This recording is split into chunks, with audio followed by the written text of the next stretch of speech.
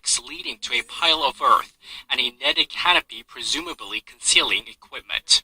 Workers at the site also appeared to have stopped pumping water out of the tunnel, meaning it could have been sealed for a new test.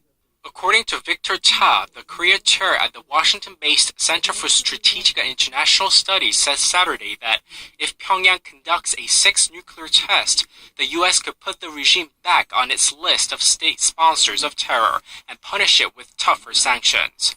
The U.S. could pressure China to cut off oil supplies to North Korea, and suspending all coal imports. Pyongyang depends on China for some 90% of its crude oil supply. The U.S. could also impose secondary sanctions, meaning Chinese companies doing business with North Korea will be penalized, and Pyongyang's access to the world's financial system will be even further restricted. Concerns have persisted that North Korea could yet push the button on a sixth nuclear test or another intercontinental ballistic missile launch ahead of the 85th anniversary of the founding of its military next Tuesday. 김영길, Arirang News.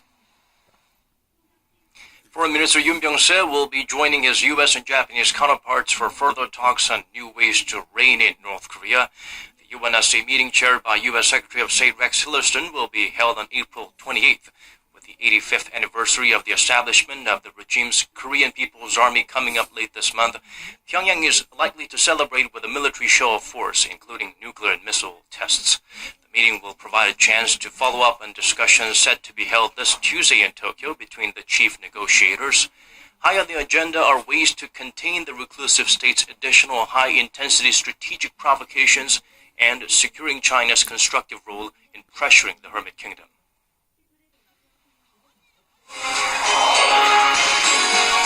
South Korea's 5 major presidential candidates will duke it out again in their third TV debate live at 8 p.m. Korea time tonight. The 2-hour event hosted by the National Election Broadcasting Debate Commission will likely see the 4 candidates trailing in the polls on the offensive against the frontrunner Moon Jae-in.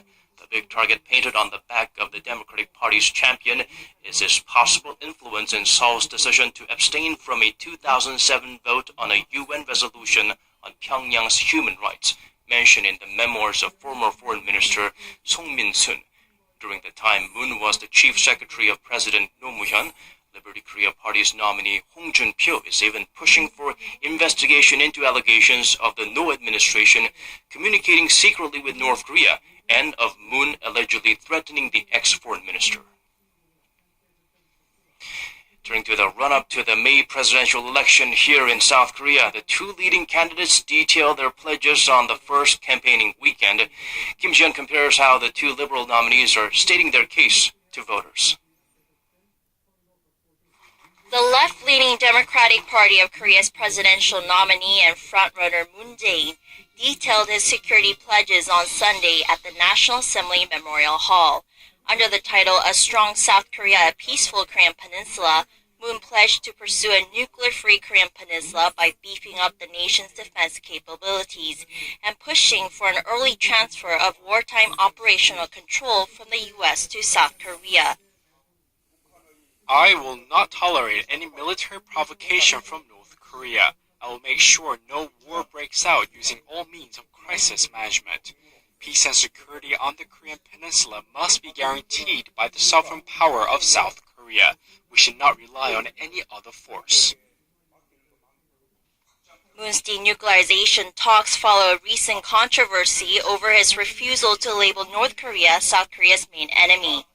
Ahn Cheol-soo of the Central-Left People's Party, trailing Moon in polls, delivered a speech at Gwanghwamun Plaza in downtown Seoul on his vision for a better future, and wooed voters, arguing that he is the best person to bring about change to old-fashioned politics, sharply divided by conservative and liberal ideals. This year's presidential election is not about electing a conservative or a liberal. It's about making this nation just again. Being a conservative or a liberal should not matter. Noting that the people's demand for a better economy, job stability, and strong national defense against North Korea's threats cut through ideological differences, and vowed to focus on these issues first and foremost if elected president. With detailed pledges on how they will make this country a better, safer place to live, the 2 frontrunners wrapped up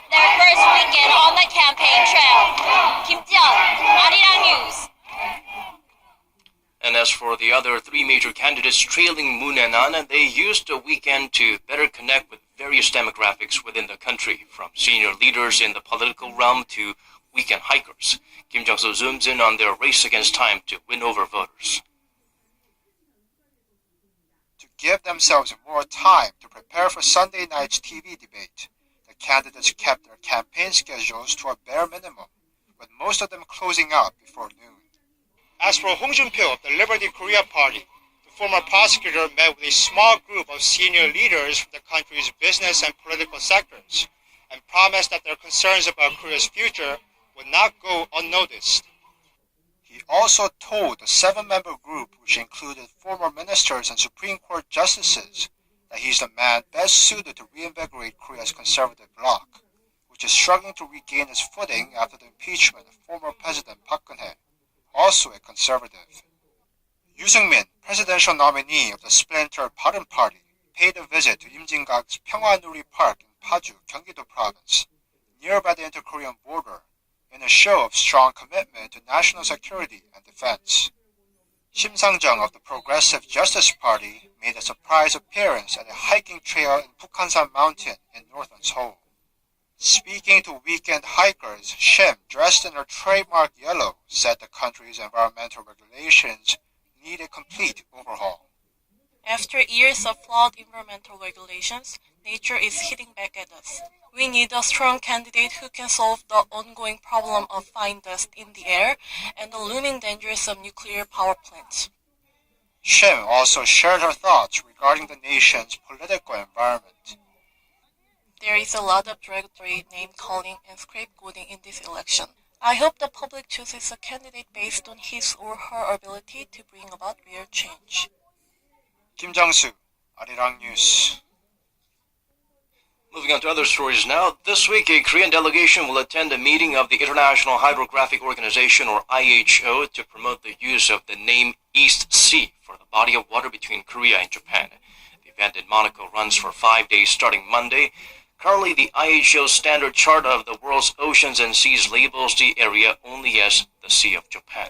Seoul wants it to use both names, while Tokyo insists on using only the Japanese one. The chart hasn't been revised since the year 1953, in part due to the naming dispute. Such efforts so far have not been in vain, though, as the East Sea designation is being used in around 28% of maps around the world today, a big jump compared to just 2% in the early 2000s.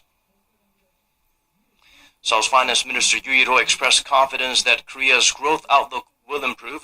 The general consensus of 2.6% for this year is already quite an optimal number, but the Deputy PM concluded, judging by the current boost in exports and potential for a rise in domestic consumption, that it can only go up. There are clear indicators the world economy is in an upside mode, led by recovering advanced economies. Welcome news for export-dependent South Korea. The finance chief held meetings on the sidelines of the G20 event in Washington with numerous figures, including U.S. Treasury Secretary Steven Mnuchin, and listed America's decision on FTA renegotiations and whether or not to label South Korea a currency manipulator as factors that could put a lid on Seoul's growth numbers.